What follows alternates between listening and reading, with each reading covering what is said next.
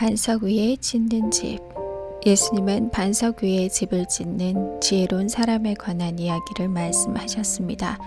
비가 내리고 창수가 나고 바람이 불어 그 집에 부딪히더라도 반석 위의 집은 무너지지 않으니 이는 그 집의 주추가 반석 위에 놓인 까닭입니다.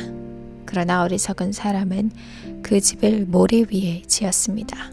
비가 내리고 창수가 나고 바람이 부는 큰 위기가 왔을 때 모래 위의 집은 무너져 그 무너짐이 심하다고 말씀하셨습니다. 이는 무너진 모래 위의 집이 다시 설 수 없을 것임을 나타내는 것입니다. 반석 위의 집이나 모래 위의 집이나 큰 폭풍우가 불기 전까지는 별 차이가 없는 집들이었습니다. 교회를 다니며 신앙을 하며 믿는 자들의 모습도 모두 별 큰 차이가 없어 보입니다. 예수님을 따르는 12 제자들도 겉으로 모두 다 비슷해 보였습니다. 유다도 귀신을 쫓아내고 병든 이들을 낫게 하는 이적들을 행하였습니다. 그러나 위기가 닥쳤을 때 그의 내면의 참 모습이 여지없이 드러났습니다. 겉으로는 멀쩡한 나무 같아 보이지만 나무 안이 썩었다면 큰 폭풍우 속에서 썩은 나무는 바람을 이기지 못하고 쓰러질 수밖에 없습니다. 폭풍우가 나무가 썩은 것을 변화시키진 못합니다. 또한 그 폭풍우가 나무를 썩게 한 것도 아닙니다. 폭풍우는 단지 그 나무가 어떤 상태인지를 여실히 보여줄 뿐입니다. 성경은 세상의 마지막 예수님의 재림이 있기 전에 이제껏 경험하지 못한 큰 환난, 대환난이 있을 것이라 예언하고 있습니다. 이 큰 환난과 그리고 우리 삶 속에서 만나는 작은 환난들과의 차이는 무엇일까요? 작은 바람들을 맞으며 우리는 방향을 선회할 수 있지만 정말 큰 폭풍우 속에서 우리는 방향을 바꾸지 못합니다. 그렇기에 이 큰 환난을 겪기 전에 집이 완전히 무너져 다시 세울 수 없기 전에 우리는 삶 속에 허락된 작은 환난들 속에서 우리가 반드시 나아가야 하는 방향을 깨달아야 합니다.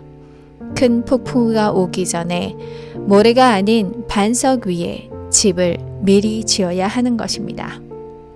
사람이 이 바다에서 저 바다까지 북에서 동까지 비틀거리며 여호와의 말씀을 구하려고 달려 왕래하되 얻지 못하리니 마지막 대환난의 시기에는 사람들이 말씀을 통해 믿음을 얻고자 하지만 얻지 못할 것이라고 분명히 경고하고 있습니다.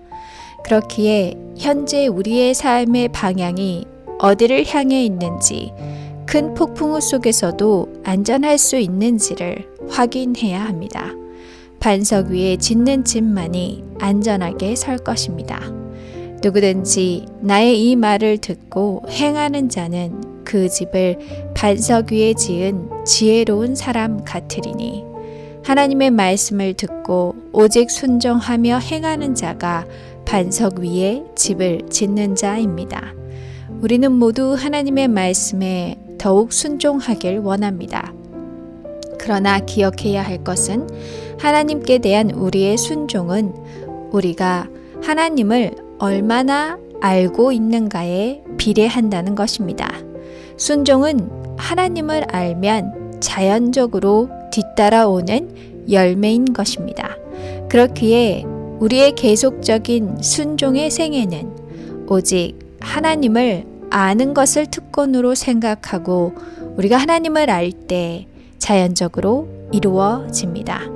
큰 환난이 오기 전 우리에게 주어진 매일의 시간이 오직 하나님을 알아가는 은혜의 시간으로 주어졌다는 것을 기억하시길 바랍니다. 우리가 날마다 개인적이며 친밀한 교제를 통해 하나님을 알아가는 것이 결국 반석 위에 집을 짓는 것입니다. 큰 환난이 폭풍우가 불어닥치기 전에 뒤늦은 후회를 하지 않기 위해 오늘 주어진 은혜의 시간 속에 반석 위에 집을 짓는 우리 모두가 되길 간절히 소망합니다.